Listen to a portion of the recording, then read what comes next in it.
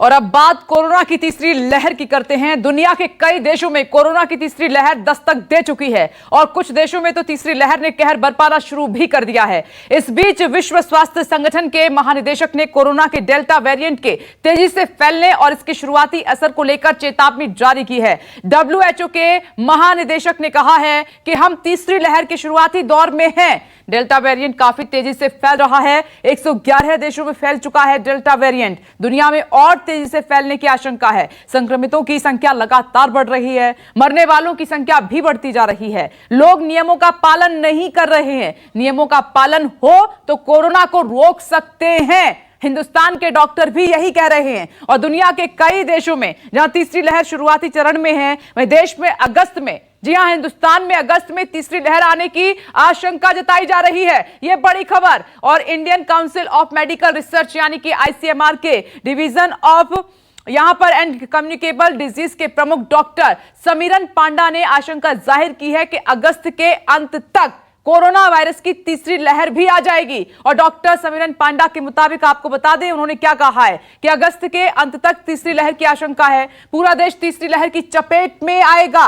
Immunity को भी नया वेरिएंट कमजोर कर सकता है और कमजोर इम्यूनिटी वाले आसानी से चपेट में आ जाएंगे। लोगों में रोग प्रतिरोधक क्षमता कम हुई है।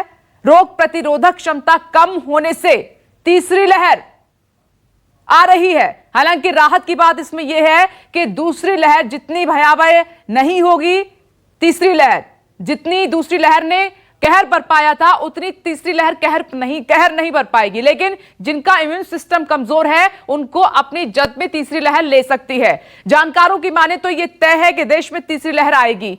अब यह कितना खतरनाक होगा यह आने वाला वक्त ही बताएगा। लेकिन इस बीच मणिपुर में बढ़ते केस के बाद पूरे राज्य में संपूर्ण लॉकडाउन लगा दिया गया है। ये 4 तस्वीरें इस वक्त आपकी टीवी स्क्रीन पर। और लगातार भारत की सरकार भी चेता रही है लोगों को कि आप लापरवाही मत बरतिए। लापरवाही करेंगे तो देखिए दहलीज पर खड़ी है तीसरी लहर। इधर देश में भी कोरोना के मामले लगातार बढ़ रहे हैं और कोरोना के बढ़ते केस पर प्रधानमंत्री नरेंद्र मोदी ने चिंता जाहिर कर दी है। 6 राज्यों के सीएम के साथ मीटिंग के बाद पीएम मोदी ने कहा कि देश में 80% केस 6 राज्यों से आ रहे हैं। महाराष्ट्र और केरल में लगातार मामले बढ़ते जा रहे हैं। पीएम मोदी ने कहा है कि केस बढ़ना देश के लिए गंभीर चिंता का विषय है। स्थिति कंट्रोल में नहीं आई तो मुश्किल होगा। साथ ही पीएम मोदी ने कोरोना पर काबू पाने के लिए 4T फॉर्मूला भी दिया है। इसके अलावा बच्चों को बचाने पर भी जोर दिया है। साथ ही लोगों से अपील की है कि भीड़ से सावधान रहें, भीड़ से बचकर रहें। इस समय एक ऐसे मोड़ पर खड़े हैं जहां तीसरी लहर की आशंका लगातार जताई जा रही है। कुछ राज्यों में केसेस की बढ़ती हुई संख्या अभी भी चिंताजनक बनी हुई है। महाराष्ट्र और केरल में केसेस का इजाफा लगातार देखने को मिल रहा है। ये वाकई हम सबके लिए, देश के लिए एक गंभीर चिंता का विषय है। एक और चिंता बच्चों को लेकर भी है। बच्चों को कोरोना संक्रमण से बचाने के लिए हमें अपनी तरफ से पूरी तैयारी करनी होगी।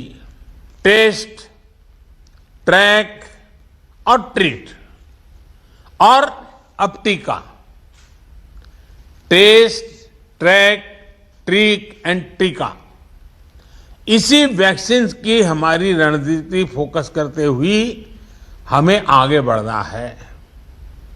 माइक्रो कंटेनमेंट जोन्स पर हमें विशेष ध्यान देना होगा। हमें लोगों को बार बार ये याद दिलाना है कि कोरोना हमारे बीच से गया नहीं है। हमारे यहां ज्यादातर जगहों में अनलॉक के बाद की जो तस्वीरें आ रही हैं वो इस चिंता को और ज्यादा बढ़ाती हैं। सार्वजनिक स्थलों पर भीड़ लगने से रोकने के लिए हमें सजग, सतर्क और सख्त होना पड़ेगा। सरकार के साथ साथ अन्य राजनीतिक दलों, सामाजिक संगठनों और NGOs को सिविल सोसाइटी को साथ लेकर हमें लगातार लोगों को जागरूक करते रहना है। तो कोरोना पर प्रधानमंत्री नरेंद्र मोदी का ये मंथन फॉर्मूला 4T का दिया है कि अगर इस पर अमल किया गया तो हम तीसरी लहर को आने से रोक सकते हैं। इसी पर हम चर्चा करेंगे। डॉक्टर्स का एक बड़ा पैनल इस वक्त हमारे साथ मौजूद है। डॉक्टर एल तोमर हमारे साथ जुड़ गए हैं, सीनियर कंसल्टेंट मैक्स हॉस्पिटल से। सर, आपका स्वागत है इस चर्चा में। और डॉक्टर जेसी पासे भी हमारे साथ मौजूद हैं, डीन है world college of medical science and research. Sir, आपका भी स्वागत है। और डॉक्टर सूर्यकांत त्रिपाठी जी भी हमारे साथ मौजूद हैं, KGMU लखनऊ से हमारे साथ मौजूद हैं। सर, आपका भी स्वागत है इस चर्चा में। और डॉक्टर राहुल भार्गव आपको टीवी स्क्रीन पर नजर आ रहे हैं, डायरेक्टर फोर्टिस हॉस्पिटल, आपका भी बहुत बहुत स्वागत है सर। और डॉक्टर एल तोमर सर, सबसे पहले आपसे शुरुआत कर रही हूं। 4T का फॉर्मूला प्रधानमंत्री नरेंद्र मोदी की तरफ से सुझाया गया है, जिसमें ट्रीटमेंट है, टेस्टिंग है, ट्रैकिंग है और टीका है। अगर इस पर अमल किया गया तो हम थर्ड वेव को रोक सकते हैं, जिसका जिक्र हो रहा है कि अगर लापरवाही बरती गई तो अगस्त में ही आ सकती है ये तीसरी लहर, ज्यादा दूर नहीं है। देखिए, जैसा प्रधानमंत्री जी ने अभी अपने भाषण में कहा है कि ये 4T बहुत ही इम्पोर्टेंट है। एक्चुअली ये बहुत ही इम्पोर्टेंट है। और टीकाकरण प्रोग्राम भी पूरी तरह से जितना मैक्सिमम कैपेसिटी पे चलाया जा रहा है, जो कि इसके लिए प्रिवेंट कर सकता है थर्ड वेव को। ट्रीटमेंट के ऑप्शंस अवेलेबल हो गए हैं, फैसिलिटीज़ जो कि सेकंड वेव के टाइम नहीं हो पाई थी, वो इस वक्त हमारे पास फैसिलिटीज़ भी हैं। लेकिन फिर भी जो पब्लिक का जो बिहेवियर है, जो कोविड अप्रोप्रिएट नहीं है, उससे इन्फेक्शन डेल्टा प्लस वेरिएंट के फैलने की आशंका तो है ही, जो कि मिड अगस्त के बाद आशंका जाहिर की जा रही है। उससे बचने के लिए हमें कोविड अप्रोप्रिएट बिहेवियर पर ध्यान देने की बहुत ज़रूरत है। और कोई भी केस आता है उसे माइक्रो कंटेनमेंट जोन बनाना होगा। अभी इस वक्त हम लॉकडाउन को तो अफोर्ड नहीं कर सकते, और वो कोई राइट ऑप्शन नहीं है, क्योंकि ये इन्फेक्शन इतनी आसानी से जाने वाला नहीं है। इसको कंटेन किया जा सकता है, इसकी इंसिडेंस कम की जा सकती है, इसको एकदम बिल्कुल ख़त्म नहीं किया जा सकता है, जबकि इम्यूनाइजेशन, वैक्सीनेशन या हर्ड इम्यूनिटी कंप्लीट नहीं हो जाए, उसे आने में टाइम लगेगा। लेकिन इतना होने के बावजूद, जैसा कि बाकी कंट्रीज़ में भी आ रहा है और हमारे देश के विभिन्न हिस्सों में, महाराष्ट्र, केरला और नॉर्थ ईस्ट में भी केसेस पाए जा रहे हैं, तो उसके बाद भी अगर हम नहीं सुधर पाते हैं, हम अपना कोविड अप्रोप्रिएट बिहेवियर का पालन नहीं करते हैं, मास्क, डिस्टेंसिंग, भीड़ भाड़ से अलग नहीं रहते हैं, तो ये वेव आ सकती है। वेव अपना उतना भयावह रूप तो शायद धारण नहीं करेगी जैसा कि सेकेंड वेव में था, पर थर्ड वाली जो वेव होगी उसमें केसेस तो आएंगे, बट ये हमारे ऊपर ही या पब्लिक के ऊपर ही डिपेंड करता है कि हम किस तरीके से इसकी भयावहता को, इसकी सीरियसनेस को रोक पाते हैं। आप सही कह रहे हैं सर। डॉक्टर जेसी पास से WHO की आप चिंता को कैसे देख रहे हैं? WHO की तरफ से कहा गया, महानिदेशक की तरफ से, कि हम थर्ड वेव के प्रारंभिक चरणों में हैं, यानी कि दहलीज पर ही खड़े हैं, क्योंकि संक्रमण बहुत तेजी के साथ फैल रहा है और डेल्टा वेरिएंट तो तकरीबन 100 से ज्यादा कंट्रीज में फैल चुका है। देखिए, हमें इस चीज का ध्यान रखना पड़ेगा कि हम ये मान के चले कि हमारी तीसरी वेव जो है वो आ ही रही है, और अगस्त जो है वो अगला ही महीना है, कुछ ज्यादा समय नहीं रहा है, तो हमें बिल्कुल अपनी तैयारी रखनी होगी। लेकिन जो लॉकडाउन खुलने के बाद हम स्थिति देख रहे हैं पूरे देश में, हर जगह, हर सोसाइटी में, पढ़े लिखे लोगों के बीच में भी ये हम देख रहे हैं कि कोविड अप्रोप्रिएट बिहेवियर जो होना चाहिए उसमें बहुत ज्यादा कमी दिख रही है। लोग अपना मास्क यूज नहीं कर रहे हैं प्रॉपरली, हाथ बार बार जो धोने का है वो नहीं हो रहा है, जो सोशल डिस्टेंसिंग है वो नहीं हो रही है, ओवर क्राउडिंग शुरू हो गई है। ये बात अच्छी है जी। हमें ये देखना होगा कि सीवियरिटी जो है, अगली जो थर्ड वेव है उसकी सीवियरिटी क्या आती है, ये अभी हम कोई कुछ नहीं कह सकता। ये केवल अनुमान ही है कि वो अगला जो थर्ड वेव आएगा वो इतना भयानक नहीं होगा, ये कहना भी मुश्किल है।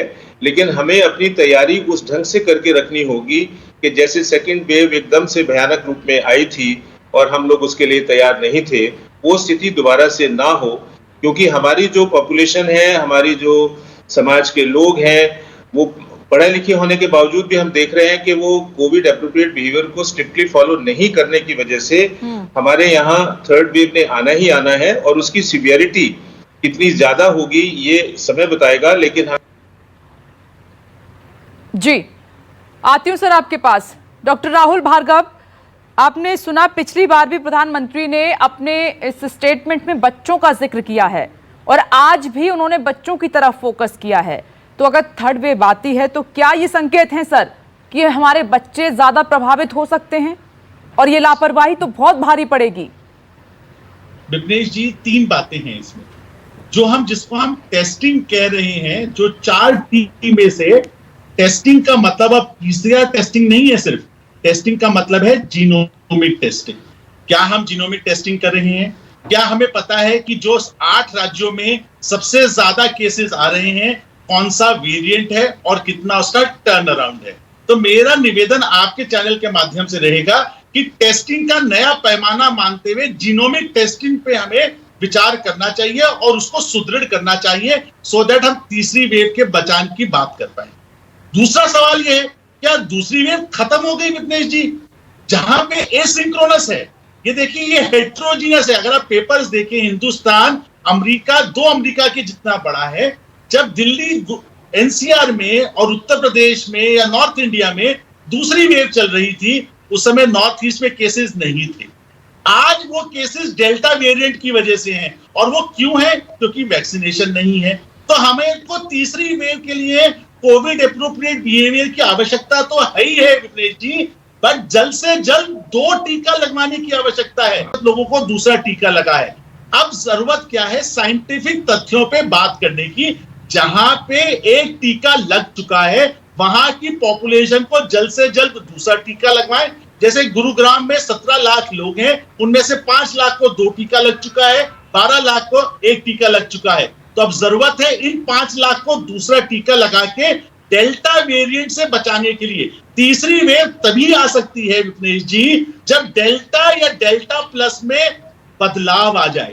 अभी हम जो देख रहे हैं देश में, जिस तीसरी वेव की हम बात कर रहे हैं, वहां पे केसेस उसी में आ रहे हैं जहां पे डेल्टा या डेल्टा प्लस वेरिएंट है, या जहां पे 2 टीके नहीं लगे। जैसे अरुणाचल मान लीजिए, मेघालय मान लीजिए, मिजोरम मान लीजिए, असम मान लीजिए, इन सब जगहों पे 2 टीकाकरण नहीं हुआ, इसलिए नंबर्स बढ़ते हुए दिख रहे हैं। तो अगर हम ये स्ट्रैटेजी, टेस्टिंग ट्रैकिंग की स्ट्रैटेजी तो 1.5 साल से है ही है, उसके बेसिस पे बिल्डअप करके टेस्टिंग को जीनोमिक टेस्टिंग, सेकंड वेव अभी शायद खत्म नहीं हुई है। जैसे मैक्स में डॉक्टर तोमर ने कहा, हम अभी भी महाराष्ट्र और केरला में तो दूसरी वेव का एक्सटेंशन देख रहे हैं। तीसरी वेव की तो बात कहां है? और वैक्सीनेशन पे जोर देना अति आवश्यक है, क्योंकि नहीं, ये बात डॉक्टर राहुल भार्गव आप सही कह रहे हैं, जीनोम सीक्वेंसिंग होनी चाहिए और दिल्ली में 2 हॉस्पिटल्स में इसकी शुरुआत भी हुई है, लेकिन बड़े स्तर पर होने की बहुत ज्यादा आवश्यकता है, तभी हम इसको समझ पाएंगे जो वेरिएशन हो रहा है।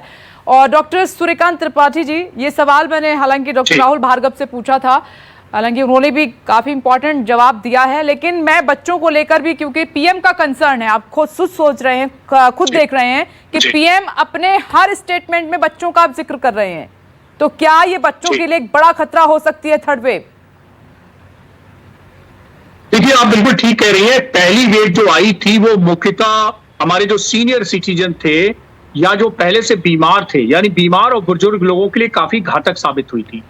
जो दूसरी वेव आई वो हमारा जो मिडिल एज ग्रुप है उसके लिए काफी भारी साबित हुई थी।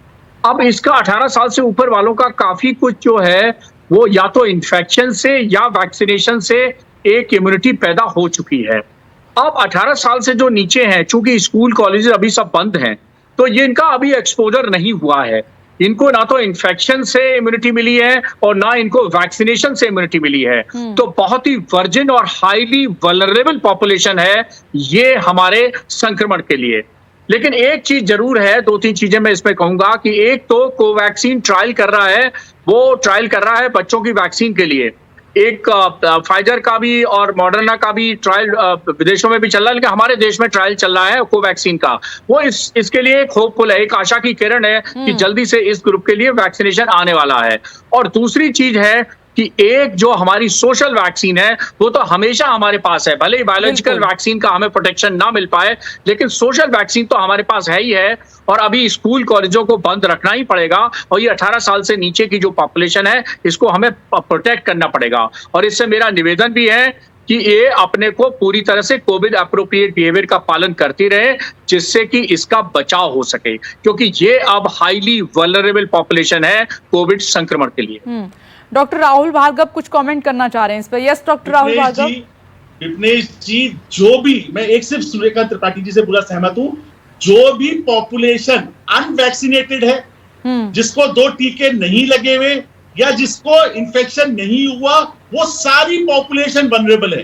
वो भले ही बच्चा हो, प्रेग्नेंट फीमेल हो, कोई भी हो। तो जब हम बच्चों की बार बार बात करते हैं विपनेश जी, बच्चों का इन्फेक्शन एडल्ट से ही आएगा। एडल्ट अगर 2 टीकाकरण होंगे, अमेरिका में आप बिल्कुल देख लीजिए, जिसको 2 टीका लग गया, बच्चों को आज की तारीख में इन्फेक्शन के रेट नहीं बढ़ रहे।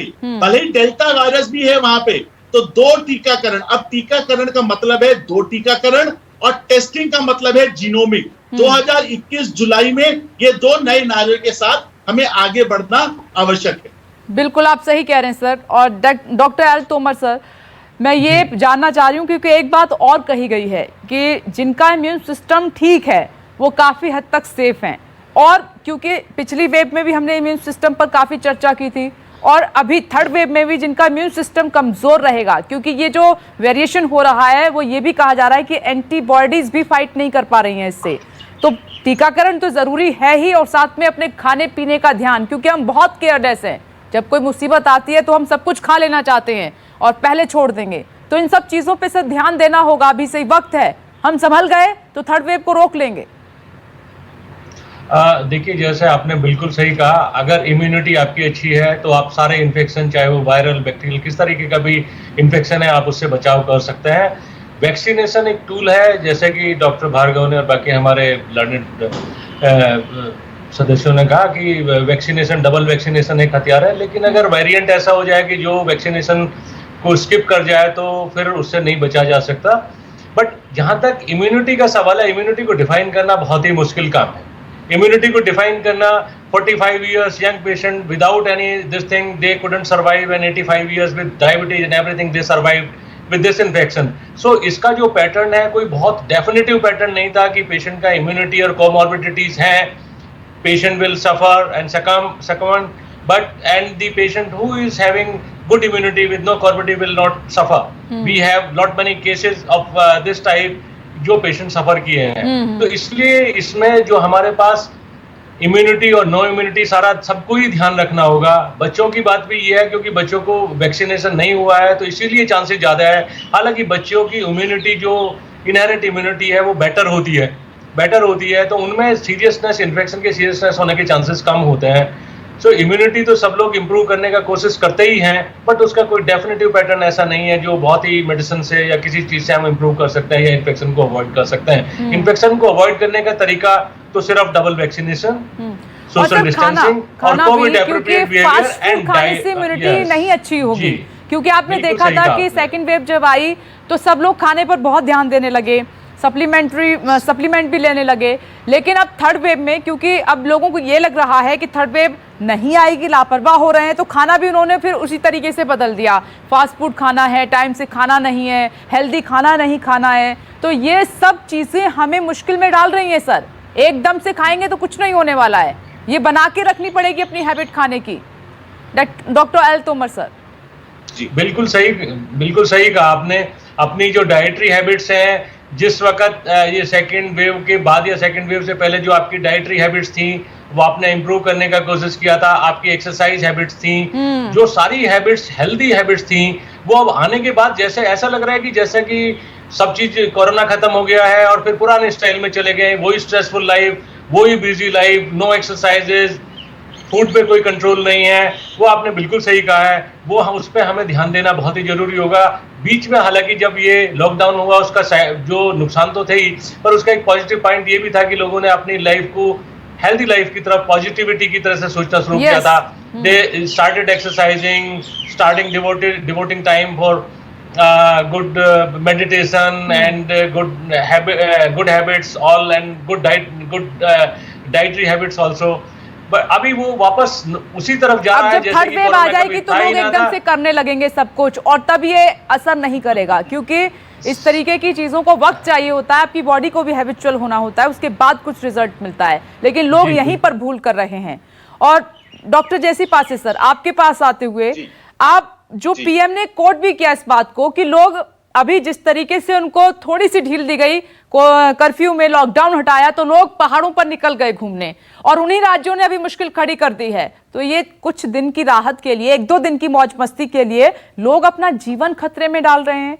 मतलब सरकार की बात अगर नहीं मानेंगे तो फिर वैसे ही हम अपने पैर पर कुल्हाड़ी मार रहे हैं। सरकार की बात को मजाक में लेना, पीएम की बात को मजाक में लेना, ये बिल्कुल भी ठीक नहीं है।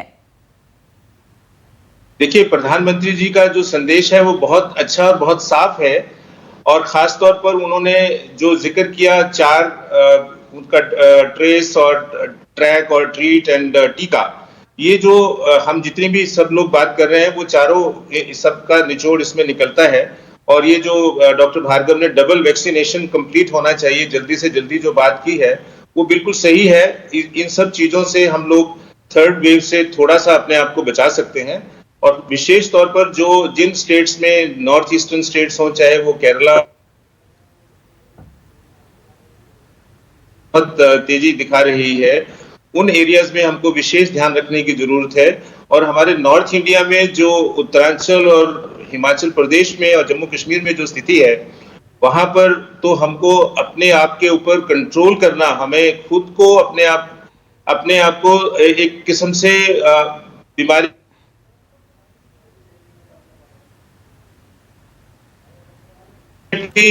अपने ऊपर कंट्रोल करना हम सबके लिए बहुत जरूरी होगा कि हम इन सब चीजों से बचें।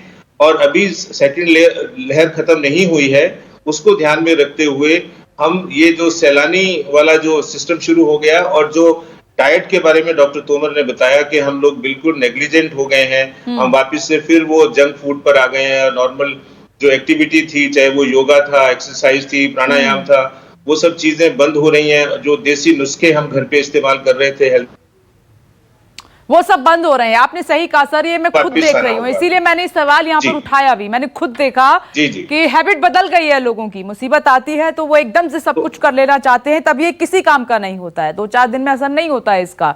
डॉक्टर राहुल भार्गव, अब कंपेयर करें हम जो बाहर के देश हैं और अभी भारत की जो स्थिति है कोरोना को लेकर, तो क्या अंतर आपको नजर आ रहा है? विघ्नेश जी, पब्लिक कहीं की भी हो, वो अमेरिका की हो, लंदन की हो, ब्राजील की हो, पब्लिक होती है। सेंटिमेंट्स और मॉब मेंटालिटी के माध्यम से चलती है। वो वेम्बले स्टेडियम हो, लॉस एंजलिस कैलिफोर्निया हो, या मियामी के बीचेस हो, सब पब्लिक एक जैसी होती है। उस पब्लिक को कंट्रोल करना कम्युनिकेशन के माध्यम से और इन्फोर्समेंट के माध्यम से कहीं ना कहीं सरकारों का काम होता है। इसको हमें जानना आवश्यक है। कल देखिए, लॉस एंजलिस में 1 हफ्ते पहले उन्होंने स्टेट रीओपनिंग की बात करी। कल नई गाइडलाइंस के अनुसार 14 जुलाई से उनको इंडोर में भी मास्क पहनना अनिवार्य कर दिया गया, क्योंकि डेल्टा वायरस फैल रहा है। तो हमें साइंस के साथ कम्युनिकेशन बढ़ाना सबसे ज्यादा जरूरी है। विघ्नेश जी, सिर्फ ये बोलना कि तीसरी वेव आएगी, भारत सरकार देश में अगर डर होता तो आप शायद लेह लद्दाख और कैंपटी फॉल जैसी हालत नहीं देखते। अब जरूरत है कम्युनिकेशन के साथ में। विघ्नेश जी, आपने इतने बड़े बड़े शोज किए हैं, लाखों लोग आपके फॉलोअर्स हैं, उसके बाद भी शायद लोग नहीं समझते। तो अब बात है रीइंफोर्समेंट की। जैसे सरकारें अमेरिका वगैरह में रीइंफोर्स कर रही हैं, भले ही वो सख्ती हो, भले ही वो लॉकडाउन हो, भले ही वो पेनल्टी हो, हमको इस चीज का इस्तेमाल करना पड़ेगा। लेकिन सर, भारत अभी उस स्थिति में नहीं है। अभी तो हम निकले हैं, आपने देखा कि कितना बेरोजगार हुए हैं लोग, नौकरी चली गई है, लेकिन अभी वो उस स्थिति में नहीं है भारत,